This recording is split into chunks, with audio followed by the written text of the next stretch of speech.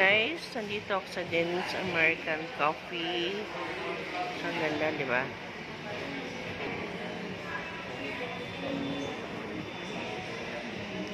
Ang product nila. Ayan, ang ganda.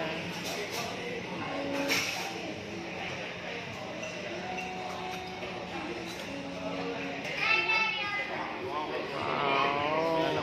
Dito to sa BGC. Yan yung pamangkin na nagbigay ng 7,000. Ang dami rin naman guys kumakain. Try nyo dito sa BGC. Sarap naman, mura naman. Ayan.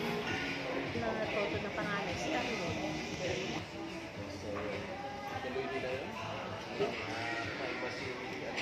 Hindi siya na private.